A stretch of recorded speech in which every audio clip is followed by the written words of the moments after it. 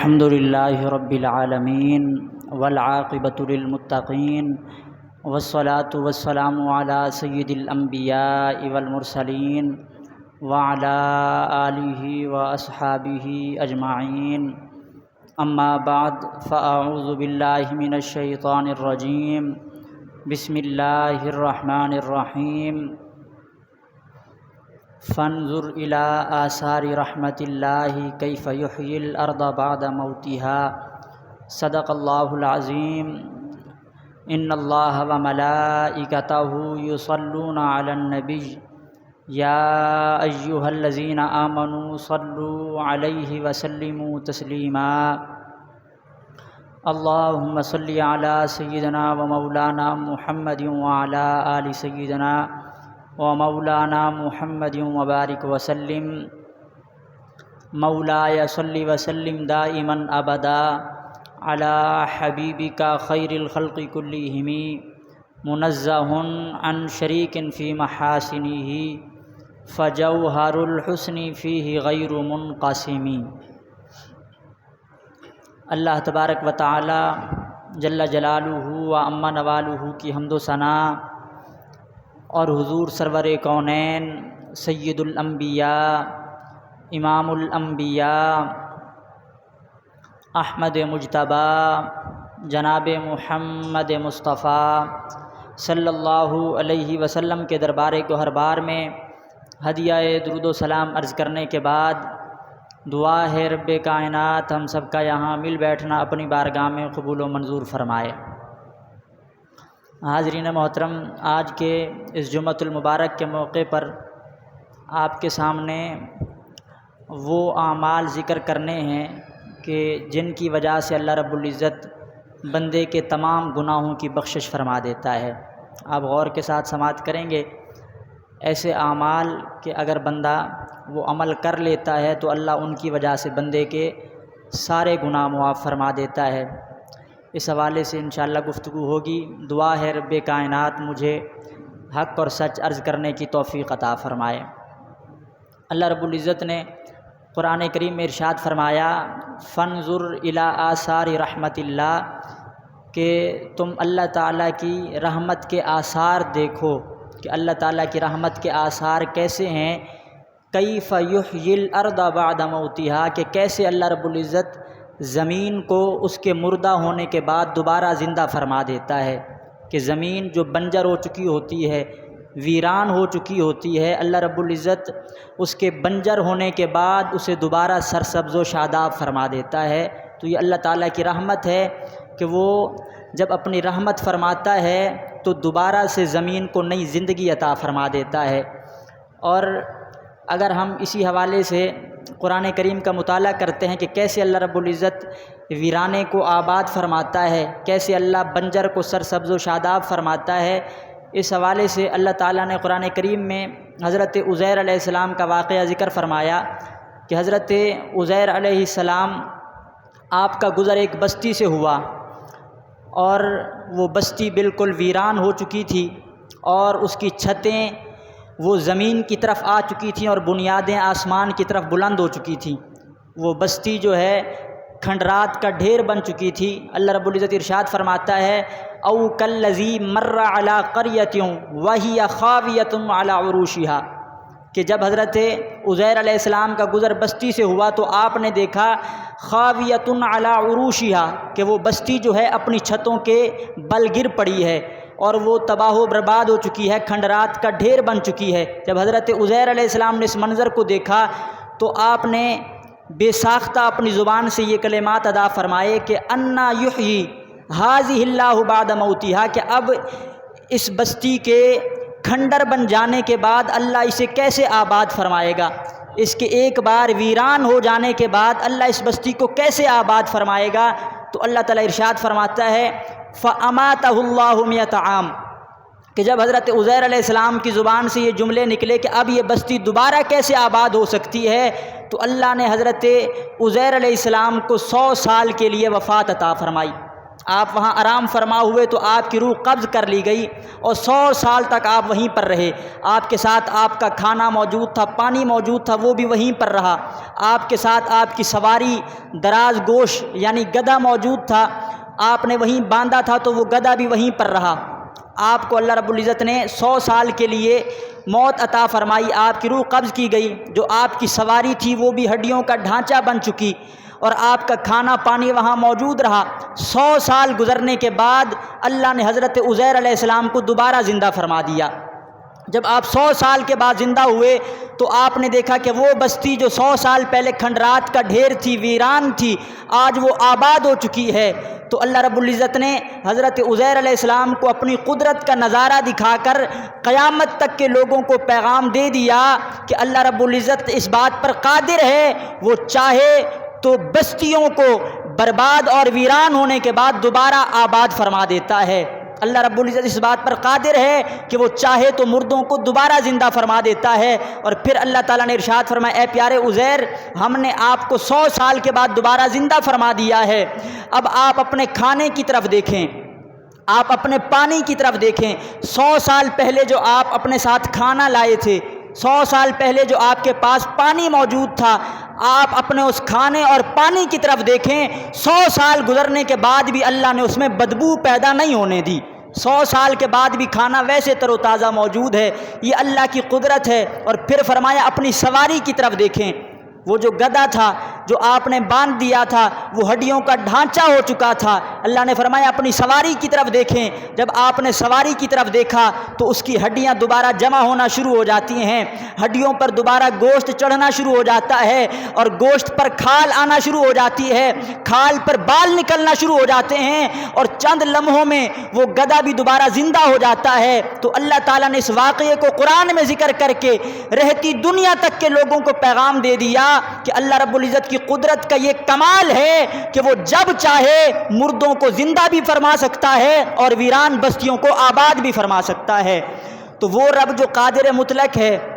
جو مردوں کو زندہ فرما سکتا ہے، جو ویران بستیوں کو آباد فرما سکتا ہے، جو بنجر زمینوں کو سرسبز و شاداب فرما سکتا ہے، وہ اس بات پر بھی قادر ہے کہ بندے کے کسی ایک عمل کو پسند کر کے اس کے سارے گناہوں کی بخشش بھی فرما سکتا ہے۔ تو اللہ رب العزت وہ قادر مطلق ہے، وہ چاہے تو اپنے بندے کے سارے گناہوں کو معاف فرما دیتا ہے۔ اور آج آپ کے سامنے یہی بات ذکر کرنی ہے کہ کئی ایسے اعمال ہیں کہ اگر بندہ وہ عمل کر لیتا ہے، اللہ ان اعمال کی وجہ سے بندے کے سارے پچھلے گناہ معاف فرما دیتا ہے۔ ایسے بھی اللہ نے حضور کی امت کو نیک اعمال عطا فرمائے ہیں کہ اگر ہم ان پر عمل کرنے لگ جائیں تو اللہ رب العزت ہمارے سارے گناہوں کو معاف فرما دیتا ہے۔ اب آپ نے غور سے سننا ہے وہ اعمال کون سے ہیں۔ اس حوالے سے حضرت عمر بن عاص رضی اللہ تعالیٰ عنہ آپ روایت بیان فرماتے ہیں، آپ فرماتے ہیں کہ میں حضور علیہ السلام کی بارگاہ میں حاضر ہوا اور میں نے عرض کیا، رسول اللہ میں آپ کی بیعت کرنا چاہتا ہوں، میں ایمان قبول کرنا چاہتا ہوں، میں آپ کی بیعت کرنا چاہتا ہوں، اپنا ہاتھ بڑھائیں۔ یا رسول اللہ آپ اپنا ہاتھ بڑھائیں، میں آپ کی بیعت کرنا چاہتا ہوں۔ حضرت عمر بن عاص نے جب یہ حضور کی بارگاہ میں عرض کیا، رسول اللہ آپ اپنا ہاتھ بڑھائیں، میں بیعت کرنا چاہتا ہوں، تو میرے آقا نے اپنا ہاتھ بڑھایا۔ جب حضور نے ہاتھ بڑھایا تو حضرت عمر بن عاص نے اپنا ہاتھ پیچھے ہٹا لیا۔ تو حضور نے فرمایا، اے عمر بن عاص، تم نے تو کہا تھا کہ میں بیعت کرنا چاہتا ہوں،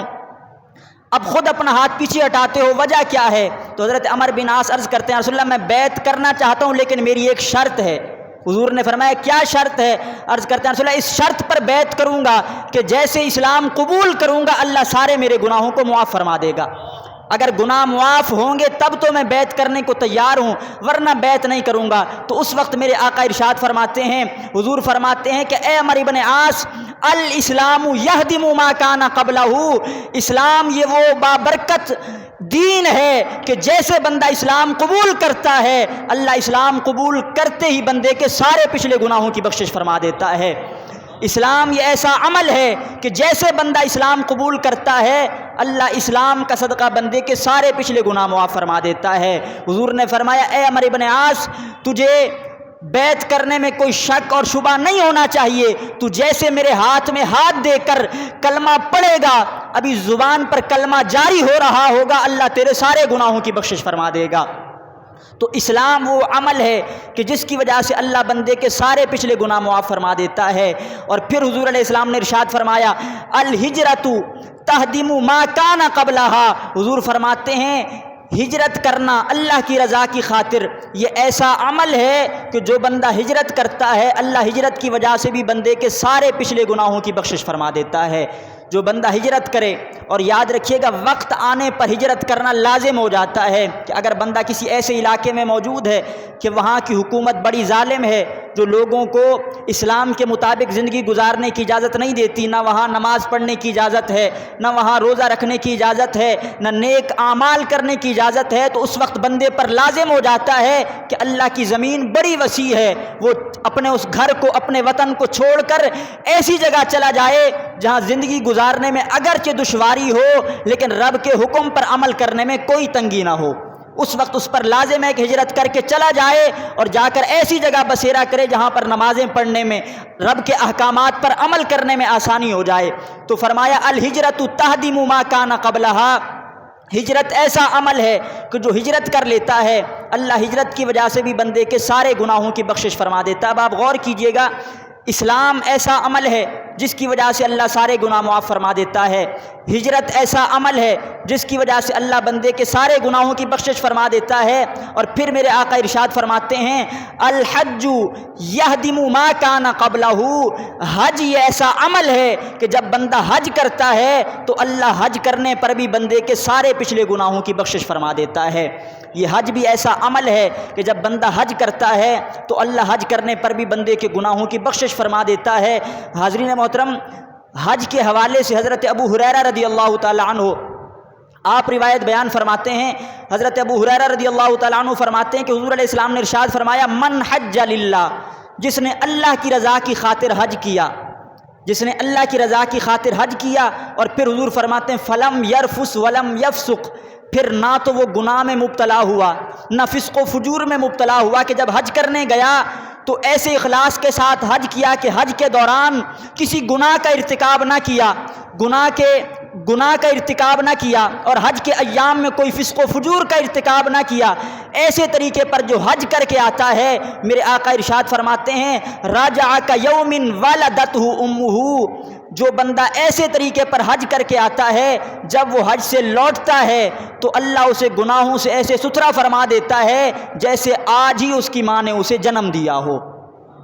وہ گناہوں سے ایسے ستھرا ہو جاتا ہے جیسے اس دن صاف اور ستھرا تھا جس دن اس کی ماں نے اسے جنم دیا تھا۔ تو حج کرنا یہ ایسا مقبول عمل ہے کہ جب بندہ اخلاص کے ساتھ حج کرتا ہے، گناہوں سے بچتے ہوئے، فسق و فجور سے بچتے ہوئے حج کرتا ہے، اللہ حج کرنے کی وجہ سے بندے کو گناہوں سے ایسے ستھرا فرما دیتا ہے جیسے وہ اپنی ولادت کے دن گناہوں سے ستھرا اور صاف تھا۔ اور اللہ رب العزت گناہوں سے بندے کو ستھرا اس لیے بھی فرما دیتا ہے کہ اللہ رب العزت گویا بندے سے ارشاد فرماتا ہے بندے ہم نے حج کرنے کی وجہ سے تیرے سارے گناہوں کی بخشش کر دی ہے، اب اپنی آنے والی زندگی کے اندر گناہوں سے بچنا تیرا کام ہے، جنت عطا کرنا رب ذوالجلال کا کام ہے، جو پہلے ہوا ہم نے سب معاف کر دیا ہے، اب آنے والی زندگی میں تو گناہوں سے بچتا رہے، گویا ہم نے تیرے لیے جنت کو آسان کر دیا ہے۔ تو اب آپ نے غور کیا کہ میں 3 عمل آپ کے سامنے ذکر کر چکا، یہ 3 عمل ایسے ہیں کہ اللہ رب العزت ان اعمال کی وجہ سے بندے کے سارے پچھلے گناہوں کی بخشش فرما دیتا ہے۔ اور پھر اسی طرح حضرت عبداللہ ابن عباس رضی اللہ تعالی عنہ آپ نے ایک اور عمل کا اضافہ فرمایا، آپ فرماتے ہیں کہ حضور علیہ السلام نے ارشاد فرمایا من طاف بالبیت، جس نے بیت اللہ کا طواف کیا، جو بندہ بیت اللہ کا طواف کرے، اور اس میں بھی حضور علیہ السلام نے ارشاد فرمایا 50 مرہ، جس بندے نے 50 مرتبہ بیت اللہ کا طواف کیا، تو جو بندہ 50 مرتبہ بیت اللہ کا طواف کرے گا اللہ رب العزت اسے برکتیں ہی عطا فرمائے گا، خرج من ذنوبہ کیوم ولدتہ امہ، 50 مرتبہ بیت اللہ کا طواف کرنے والا جب طواف سے فارغ ہوتا ہے تو اپنے گناہوں سے ایسے صاف ہو چکا ہوتا ہے جیسے آج ہی اس کی ماں نے اسے جنم دیا ہو۔ جو 50 مرتبہ بیت اللہ کا طواف کر لے اللہ اس کے سارے گناہوں کو معاف فرما دیتا ہے، اسے بالکل گناہوں سے ستھرا فرما دیتا ہے، ایسے ہو جاتا ہے جیسے ابھی تک اس نے کوئی گناہ کیا ہی نہیں ہے۔ یقیناً رب بڑا مہربان ہے، وہ گناہ معاف کرنے والا ہے۔ اس لیے میں نے ابتداً وہ تمہید ذکر کی کہ اللہ رب العزت تو قادر ہے کہ وہ مردے کو دوبارہ زندہ فرما سکتا ہے۔ جو ایک بار مردے کو دوبارہ زندہ کرنے پر قادر ہے تو بندے کے گناہ معاف کرنا اس کے لیے کون سی بڑی بات ہے؟ وہ مہربان ہے، گناہ معاف کرنے والا ہے۔ بلکہ اللہ تعالیٰ قرآن میں یہاں تک ارشاد فرماتا ہے کہ گناہ معاف کرنا تو کوئی بڑی بات نہیں، اگر تم اخلاص کے ساتھ توبہ کرنے والے بن جاؤ میں گناہ معاف بھی کر دیتا ہوں، گناہوں کو نیکیوں میں بھی تبدیل کر دیتا ہوں، وہ تمہارے گناہ بھی نیکیاں بن جاتے ہیں۔ تو اللہ رب العزت تو بندے پر بڑا مہربان ہے۔ تو میں عرض کر رہا تھا ایسے اعمال جن کی وجہ سے اللہ بندے کے سارے پچھلے گناہوں کی بخشش فرما دیتا ہے۔ اب ایک اور بات بڑی قابل غور ہے، میرے آقا ارشاد فرماتے ہیں کہ جب حضرت سلیمان علیہ السلام نے مسجد اقصیٰ کی تعمیر فرمائی، مسجد اقصیٰ اس کی تعمیر حضرت سلیمان علیہ السلام نے فرمائی، جب حضرت سلیمان علیہ السلام اس کی تعمیر سے فارغ ہوئے تو آپ نے رب کی بارگاہ میں 3 دعائیں مانگی۔ اب یہ بڑی غور سے سننے والی بات ہے کہ جب حضرت سلیمان علیہ السلام مسجد اقصیٰ کی تعمیر سے فارغ ہوئے تو رب کی بارگاہ میں دعا کرتے ہیں اور 3 دعائیں مانگتے ہیں، اور حضور علیہ السلام نے ان تینوں دعاؤں کا ذکر فرمایا۔ حضور فرماتے ہیں حضرت سلیمان علیہ السلام فارغ ہوئے تو آپ نے 3 دعائیں مانگی۔ پہلی دعا آپ کرتے ہیں، اے مالک و مولا مجھے قوت فیصلہ عطا فرما، مجھے فیصلہ کرنے کی قوت عطا فرما کہ میں جو بھی فیصلہ کروں میرا فیصلہ تجھے راضی کرنے والا ہو، کوئی ایسا فیصلہ نہ ہو جو تجھے راضی کرنے والا نہ ہو۔ اے مالک و مولا مجھے ایسی فیصلہ کرنے کی قوت عطا فرما کہ میرا ہر فیصلہ تجھے راضی کرنے والا ہو، یہ پہلی دعا مانگی۔ اور دوسری دعا آپ کرتے ہیں، مالک و مولا مجھے ایسی حکومت عطا فرما کہ میرے بعد قیامت تک پھر کسی کو ایسی حکومت نصیب نہ ہو، ایسی حکومت عطا فرما، ایسی سلطنت عطا فرما جو میرے بعد پھر کسی کو عطا نہ ہو۔ یہ 2 دعائیں مانگی۔ اور تیسری دعا بڑی قابل ذوق ہے، جب آپ مسجد اقصیٰ کی تعمیر کر چکے تو اب تیسری دعا رب کی بارگاہ میں مانگتے ہیں، اے مالک و مولا یہ مسجد میں نے تعمیر کر دی ہے، اب میں دعا کرتا ہوں کہ جو بھی اس مسجد میں نماز پڑھنے آئے،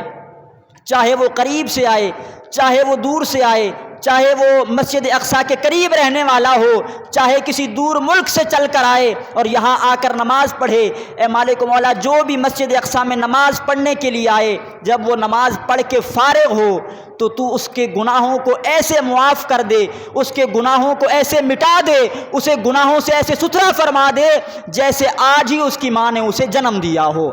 تو جو بندہ مسجد اقصیٰ میں نماز پڑھ لے، چاہے وہ ایک جا کر نماز پڑھے، جیسے نماز پڑھ کے فارغ ہوتا ہے اللہ مسجد اقصیٰ میں نماز پڑھنے کی وجہ سے بندے کے سارے گناہوں کو معاف فرما دیتا ہے۔ لیکن آج مسجد اقصیٰ یہ یہود کے قبضے میں ہے، اسرائیل کے قبضے میں ہے، اور وہاں مسلمانوں پر جو ظلم و ستم کیا جا رہا ہے وہ آج ساری دنیا دیکھ رہی ہے۔ آپ سارے دعا کریں کہ اللہ تعالیٰ فلسطین کے مسلمانوں کی مدد فرمائے،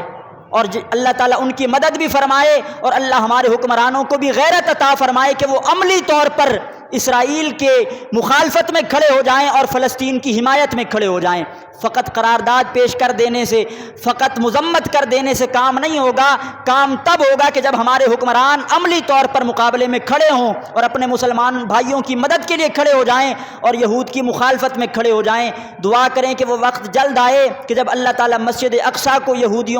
یہودیوں سے آزاد فرمائے اور ہم وہاں جا کر مسجد اقصیٰ میں رب کی عبادت کر سکیں اور وہاں کی عبادت کا ثواب حاصل کر سکیں۔ حضور علیہ السلام نے ارشاد فرمایا کہ مسجد اقصیٰ یہ وہ بابرکت مسجد ہے، جو بندہ اس مسجد میں ایک نماز پڑھتا ہے اللہ ایک نماز پڑھنے پر اسے 50,000 نمازوں کا ثواب عطا فرما دیتا ہے۔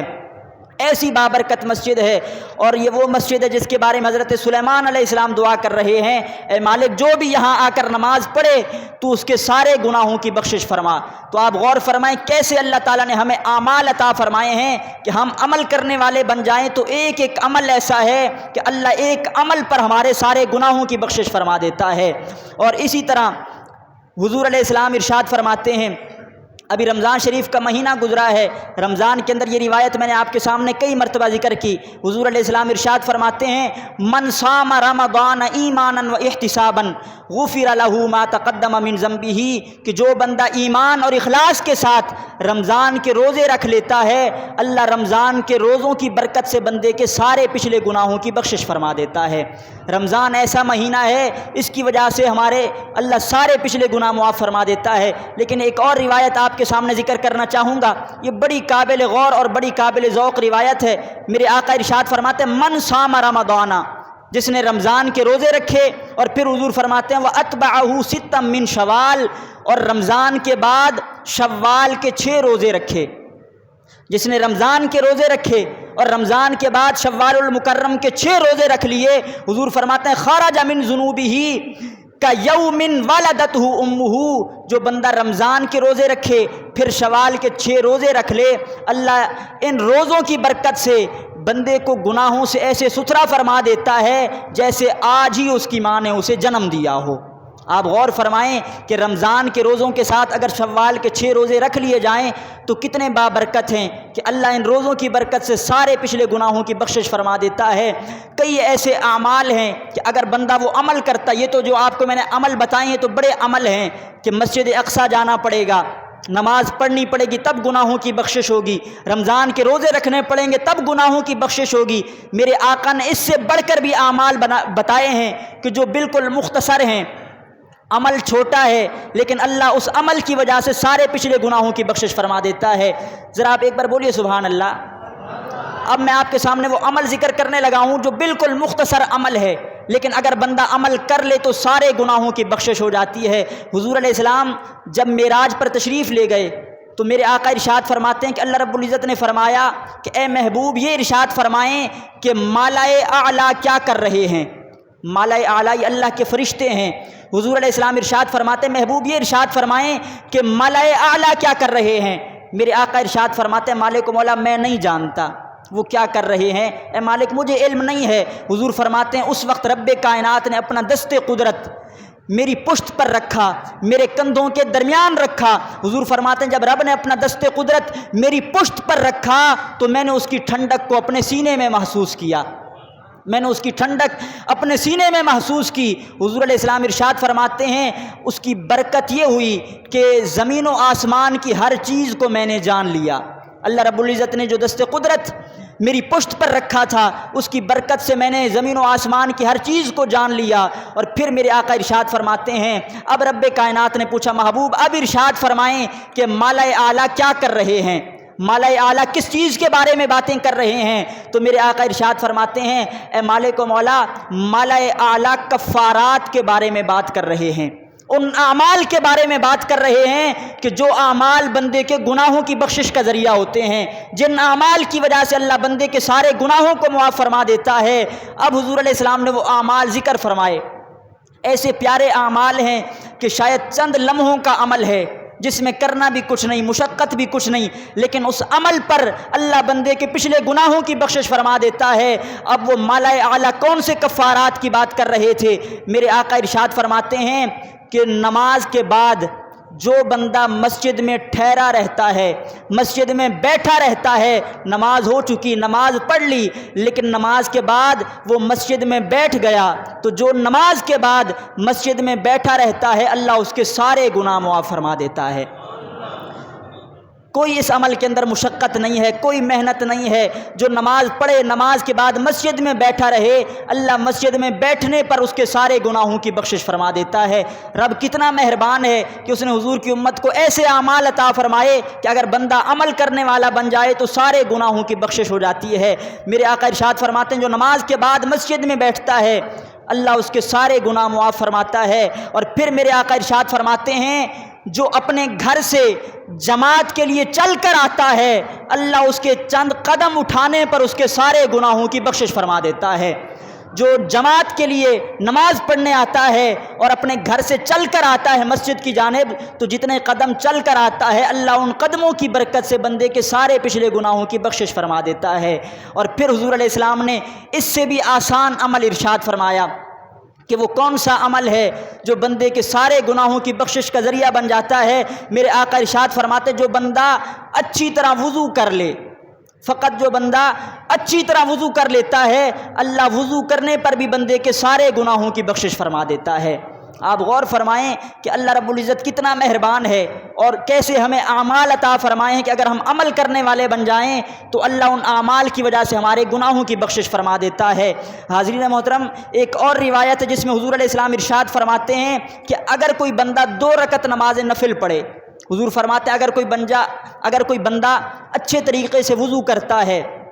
حضور فرماتے ہیں ایسے وضو کرے جیسا میں نے وضو کیا، جو طریقہ میں نے بتایا۔ جو بندہ اچھے طریقے سے وضو کرتا ہے اور وضو کرنے کے بعد 2 رکعت نماز نفل پڑھتا ہے، لیکن ایسے اخلاص کے ساتھ نفل پڑھتا ہے کہ ان 2 رکعتوں کے درمیان اپنے دل میں بھی بات نہیں کرتا، فقط اخلاص کے ساتھ خشیت کے ساتھ 2 رکعت نماز پڑھتا ہے، میرے آقا ارشاد فرماتے ہیں جس نے اچھی طرح وضو کیا اور 2 رکعت نماز نفل پڑھے ایسے طریقے پر کہ اپنے دل میں بھی کوئی بات نہ کی، جب بندہ 2 رکعت نماز پڑھ کے فارغ ہوتا ہے، اللہ 2 رکعت نماز نفل پڑھنے پر بندے کے سارے پچھلے گناہ معاف فرما دیتا ہے۔ آپ غور فرمائیں کہ اللہ کتنا مہربان ہے کہ اگر اخلاص کے ساتھ کوئی 2 رکعت نماز نفل بھی پڑھ لیتا ہے، اللہ اس کے گناہوں کی بھی بخشش فرما دیتا ہے۔ ہر عمل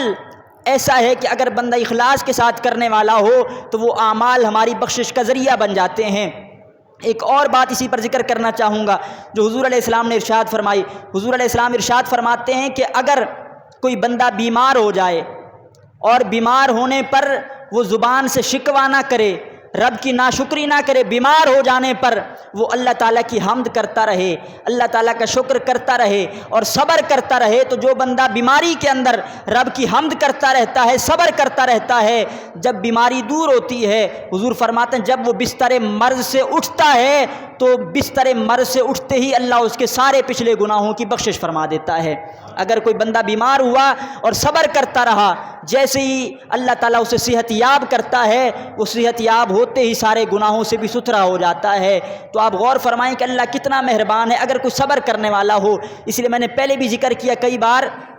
کہ اگر بندہ مرض میں مبتلا ہو جائے تو اسے چاہیے صبر کرتا رہے، صبر کرے گا تو اس کا جو مرض ہے، اس کی بیماری ہے، یہ گناہوں کا کفارہ بن جائے گی۔ لیکن اگر بندہ بیمار ہوا، اس نے صبر نہ کیا اور وہ ناشکرا بن گیا اور زبان سے شکوے کے کلمات کہتا رہا، تو بیمار ہو کر بھی اسے کچھ حاصل نہیں ہوگا۔ حضور علیہ السلام کی عادت مبارکہ تھی کہ جب کوئی بیمار ہو جاتا تو حضور تیمارداری کے لیے جاتے، اس کی عیادت کیا کرتے۔ تو حضور علیہ السلام ایک بڈھے شخص کی جو ہے عیادت کے لیے تشریف لے گئے، تیمار پرسی کے لیے، بڑی عمر کا شخص تھا، بخار ہو گیا۔ جب حضور علیہ السلام گئے تو حضور نے دلاسا دیا، حضور نے فرمایا کوئی مسئلہ نہیں ہے، یہ تو گناہوں کا کفارہ ہے، اللہ تعالیٰ اس بخار سے تمہارے گناہوں کو معاف کر دے گا۔ تو اس نے آگے سے کہا یا رسول اللہ نہیں ہے، کوئی گناہوں کا کفارہ نہیں ہے، یہ ایک بخار ہے جو بوڑھے پر حاوی ہو چکا ہے، جو مجھے موت کے قریب لے جانے کے لیے آیا ہے، یہ کوئی گناہوں کا کفارہ بن کر نہیں آیا، یہ تو میرے لیے مصیبت بن کر آیا ہے۔ تو حضور نے فرمایا اگر ایسا ہے تو پھر ایسا ہی ہوگا، اگر ایسا ہے تو پھر یہ گناہوں کا کفارہ نہیں ہوگا۔ جو صبر کرنے والا ہو، جو بیماری میں صبر کرتا ہے، تو پھر اللہ اسے اجر بھی عطا فرماتا ہے۔ اس لیے جب بھی کوئی بیماری آ جائے، کوئی مصیبت آ جائے، تو ہمیں چاہیے ہم صبر کرتے رہیں۔ اور یاد رکھیے گا صبر بھی صدمے کی ابتدا میں ہوتا ہے۔ ہم صبر تو کرتے ہیں لیکن صبر ہم 1 مہینے بعد کرتے ہیں، جب اصل وقت ہوتا ہے صبر کرنے کا، اس وقت ہماری زبان پر شکوے کے کلمات ہوتے ہیں، ناشکری کے کلمات ہوتے ہیں۔ صبر جب ہم کرتے ہیں تو مہینہ گزر چکا ہوتا ہے، 2 مہینے گزر چکے ہوتے ہیں۔ اصل صبر وہ ہے جو صدمے کی ابتدا میں کیا جائے۔ ایک روایت اس موقع پر ذکر کرنا چاہوں گا کہ حضور علیہ السلام کا گزر ہوا قبرستان سے، تو آپ نے ایک عورت کو قبر سے لپٹ کر روتا ہوا دیکھا، تو حضور علیہ السلام نے صبر کا فرمایا، حضور نے فرمایا صبر کرو۔ اب وہ عورت، اس نے دیکھا نہیں کہ یہ کون ہے جو مجھے صبر کی تلقین کر رہا ہے، یہ صبر کا حکم دینے والا ہے کون؟ اس نے حضور کی طرف نہ دیکھا اور کہا کہ آپ کو کیا پتہ مجھ پر کیا بیتی ہے، میرے ساتھ کیا حادثہ اور کیا سانحہ ہوا، آپ کو کیا پتہ؟ جس پر بیتتی ہے اسے پتہ ہوتا ہے کہ وہ کس کیفیت میں ہے۔ میرے آقا تشریف لے گئے، اس عورت کو بعد میں بتایا گیا کہ وہ تو محبوب تھے جن کا ہم کلمہ پڑھتے ہیں، اور وہ تمہیں صبر کی تلقین کر رہے تھے، تم نے ان سے ایسے کلمات کہے۔ وہ فوراً حضور کی بارگاہ میں حاضر ہوئی اور عرض کرتے یا رسول اللہ اس وقت صدمے کی ابتدا تھی، ابھی ہمارے عزیز کی فوت کی ہوئی تھی، اس لیے میں صبر نہیں کر پائی، لیکن رسول اللہ اب میں صبر کروں گی، رسول اللہ اب میں ایسے کلمات نہیں کہوں گی، اب میں صبر کروں گی۔ تو اس وقت میرے آقا ارشاد فرماتے ہیں کہ صبر صدمے کی ابتدا میں ہوتا ہے، 2 دن بعد، 4 دن بعد، مہینے بعد تو ہر ایک صبر کر لیتا ہے، لیکن اصل صبر کا پتہ چلتا ہے صدمے کی ابتدا میں۔ لہٰذا جو صبر کرنے والا ہو تو پھر مصیبت پر اجر بھی پاتا ہے۔ تو میں آپ کے سامنے وہ اعمال ذکر کر رہا تھا جن کی وجہ سے اللہ بندے کے سارے گناہوں کی بخشش فرما دیتا ہے۔ اس پر فقط آخری عمل ذکر کرنا چاہوں گا کہ جس پر اللہ سارے گناہوں کی بخشش فرما دیتا ہے۔ میرے آقا ارشاد فرماتے ہیں کہ جس بندے نے میت کو غسل دیا، آج ہمارے معاشرے میں اول تو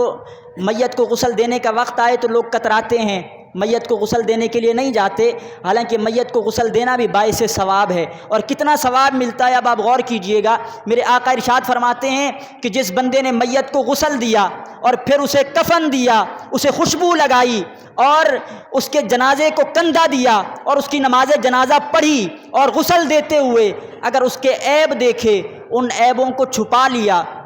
جو بندہ ایسا کرتا ہے، حضور فرماتے ہیں جب وہ جنازے سے فارغ ہو کر اپنے گھر پلٹتا ہے تو اللہ اس کے سارے گناہوں کو ایسے مٹاتا ہے جیسے آج ہی اس کی ماں نے اسے جنم دیا ہو۔ اگر فقط بندہ میت کو غسل دیتا ہے، کفن دیتا ہے، جنازے کو کندھا دیتا ہے، نماز پڑھتا ہے، فقط اتنا عمل کر لیتا ہے، اللہ سارے گناہوں کی بخشش فرما دیتا ہے۔ لہٰذا ہمیں چاہیے کہ اگر کبھی ایسا موقع آ جائے، کیونکہ آج ہم جس معاشرے میں رہتے ہیں یہاں اول تو غسل دینے کے لیے ہر بندہ آگے نہیں بڑھتا، اور غسل کے مسائل کا بھی ہر ایک کو پتہ نہیں ہوتا، غسل کے طریقے کا پتہ نہیں ہوتا، تو جسے پتہ ہو وہ ضرور غسل دینے کے لیے جائے، اس پر بھی اللہ نے اجر رکھا۔ ایک روایت ذکر کر کے بات ختم کرتا ہوں، اس پر اور اجر کتنا ملتا ہے۔ غسل تو دینا چاہیے لیکن عیب چھپانے چاہیے، ایسا نہ ہو کہ اگر ہم غسل دینے کے لیے جائیں اور میت پر اگر کوئی کیفیات طاری ہو رہی ہوں،